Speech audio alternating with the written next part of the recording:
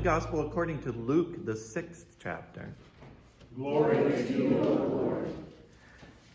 But I say to you that are still listening, love your enemies. Do good to those who hate you. Bless those who curse you. Pray for those who abuse you. If anyone strikes you on the cheek, offer the other also. And from anyone who takes away your coat, do not withhold even your shirt. Give to everyone who begs from you. And if anyone takes away your goods, do not ask for them again. Do to others as you would have them do to you. If you love those who love you, what credit is that to you? For even the sinners love those who love them. If you do good to those who do good to you, what credit is that to you? For even sinners do the same. If you lend to those from whom you hope to receive, what credit is that to you? Even sinners lend to sinners to receive as much again. But love your enemies. Do good and lend, expecting nothing in return. Your reward will be great. You will be children of the Most High. For he is kind to the ungrateful and the wicked. Be merciful just as your Father is merciful. Do not judge, and you will not be judged. Do not condemn, and you will not be condemned. Forgive, you will be forgiven. Give, and it will be given to you, a good measure, pressed down, shaken together, running over, will be put in your lap. For the measure you give will be the measure you get back. This is the gospel of the Lord. Praise to you, O Christ. Please be seated. Ash Wednesday is coming! Ash Wednesday is coming! Last year during Ash Wednesday week, tensions were high in the church's neighborhood. Had a member of the community Facebook page posted a scathing opinion resulting in hundreds of fiery responses? Had there been a series of nighttime car break-ins in the neighborhood? Was there a missing person? Did that little church on the corner have those rainbow doors out on the lawn again? No.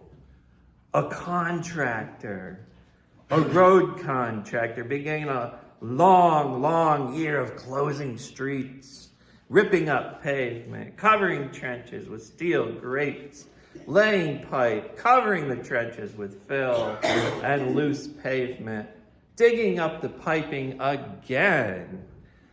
Wash, rinse, repeat. And yes, tensions were high because of wacky schedules of street closings and detours and bumpy roads and limited parking. Enter the Tuesday before Ash Wednesday, the day before Ash Wednesday. The staff had prepared both of Wednesday's services. Bulletins were printed. The only thing we needed was people to come walking through the door the next day. We were ready.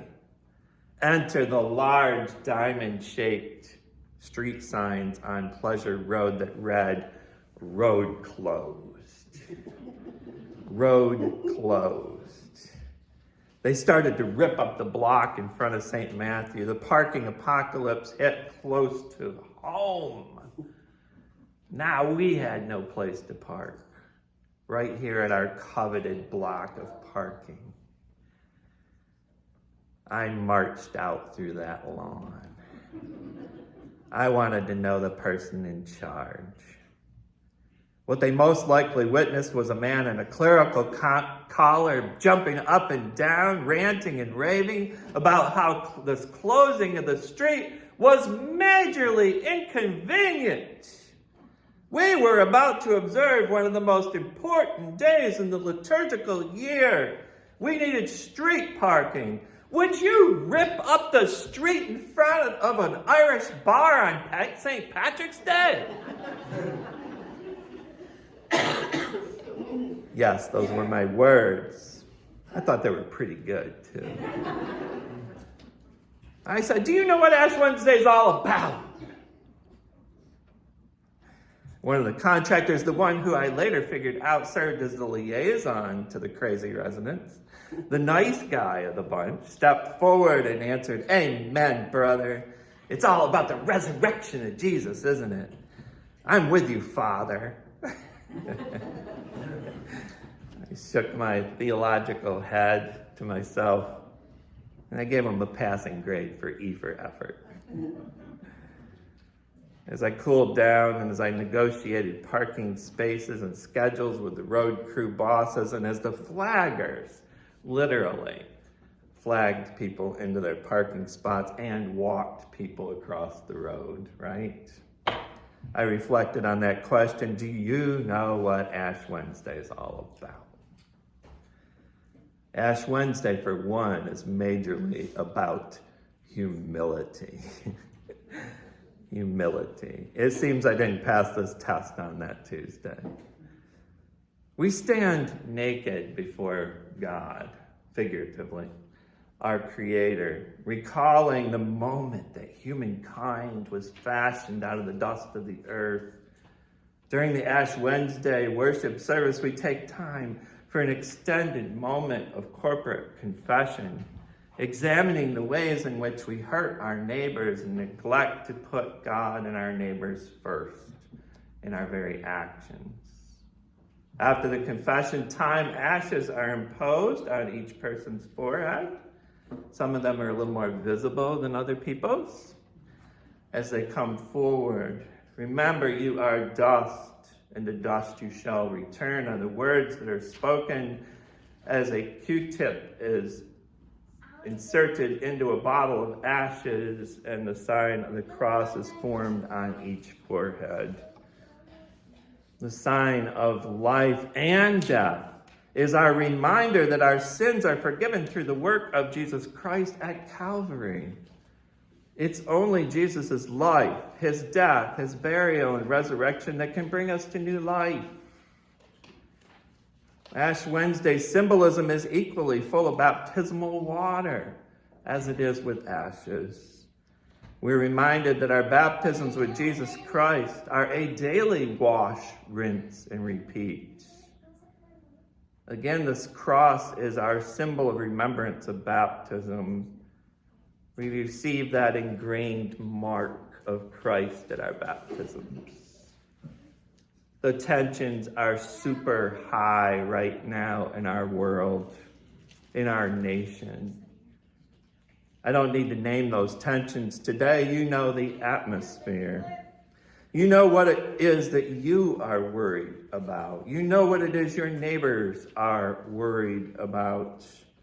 We all know what words could trigger a flare-up greater than any road construction flare-up by opposing sides in the political fight. How can we remember that cross of humility that we carry during this season? As we walk the figurative way towards Jerusalem and as we actually give our lives for the sake of the gospel.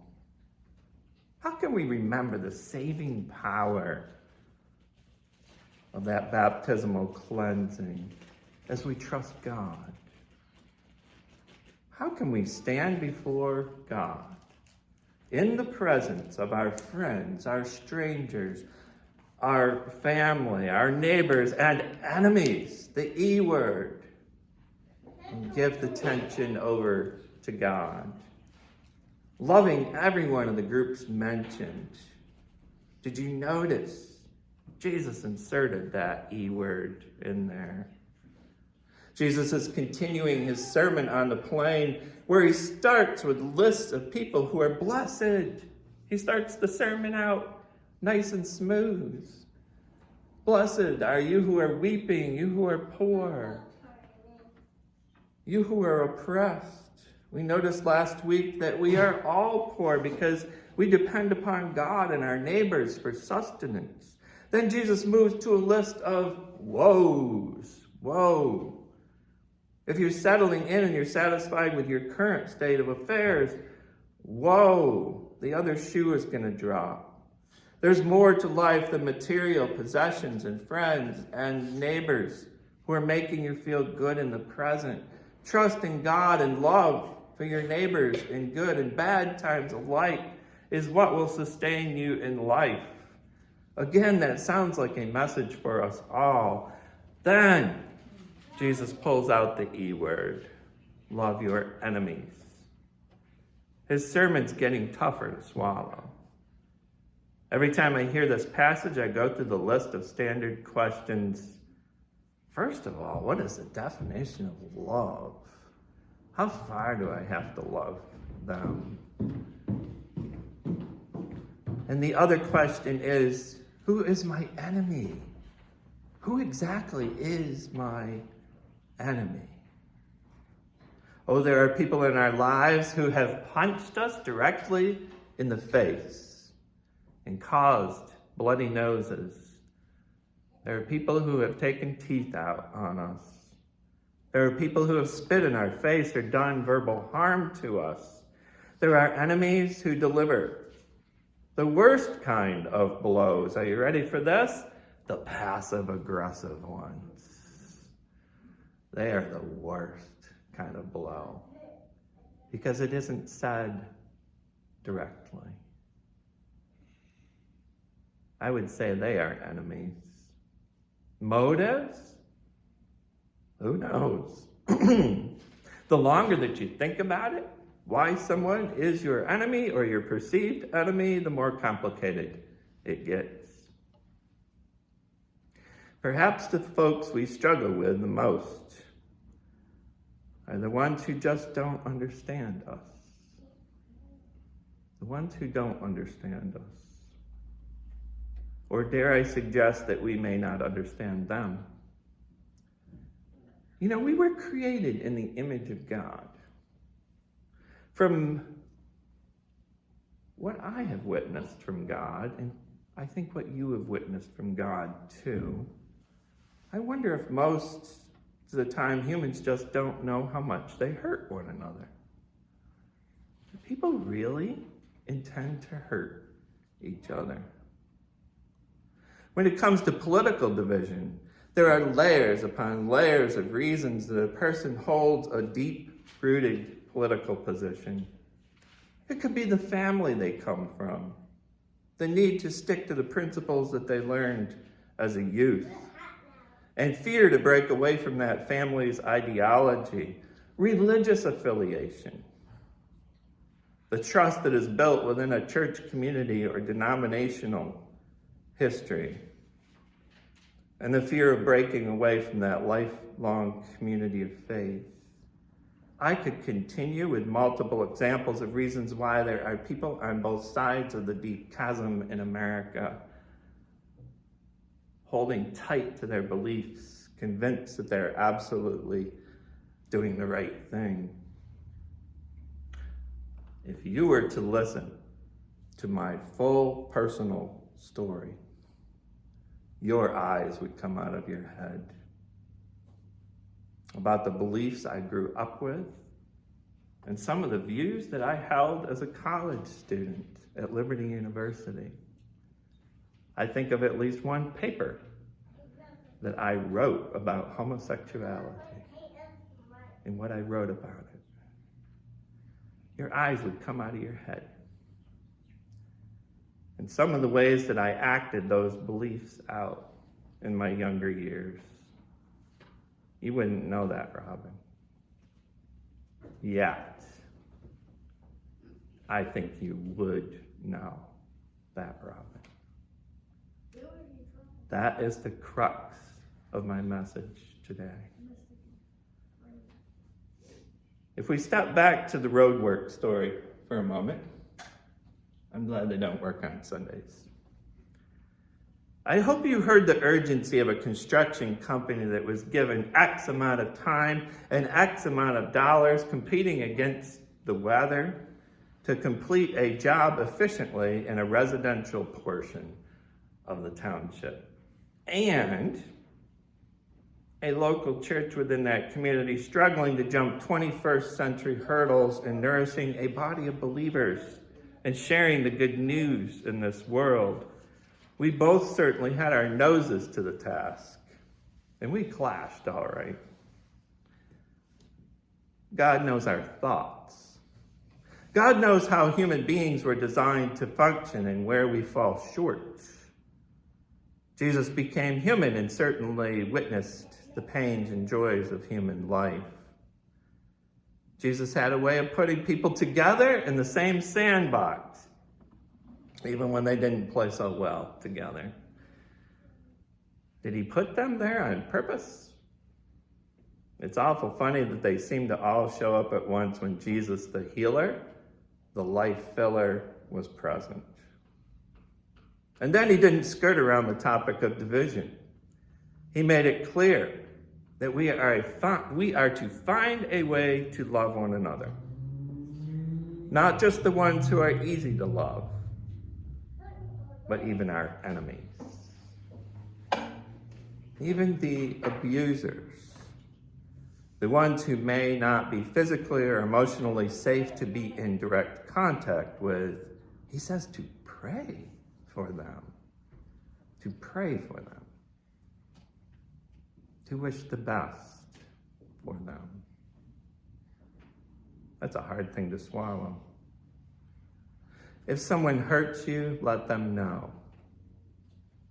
Perhaps they don't know how hurtful their words or deeds are. The most meaningful, loving relationships are the ones where people are in open dialogue. If someone is hurting others, stand up and be heard. Be Jesus. When they're ready to stone the woman, Jesus stood in the midst and stood up for her. Let them know that this is not right. Politicians need to hear stories of our lives, of how their decisions affect others in the community. Our politicians need to hear those stories about how people are negatively affected, and yes, they need to hear stories about how people are positively affected as well. Stand up and be heard. Love one another. We're all human. God formed us from the same dust of the earth and blew into our nostrils. We share that universal story with our neighbors. Yes, even our enemies. In the long story of God and humanity, packed full of stories of God showing up in our sandboxes of life, there is no way in the world that we do not have a similar story as our enemy of God's love for us. I could walk you through step by step by step about how God was with the robin in the 1980s and how God is with the robin in 2025. We share those stories. I pray that we, in great humility, find ways to discover and then share those stories that we share. Another loud warning. Ash Wednesday is coming! Ash Wednesday is coming! And then game day is after that, isn't it? Yes. Blessings on your wash cycles during this Lenten season. God is with you each step of the way.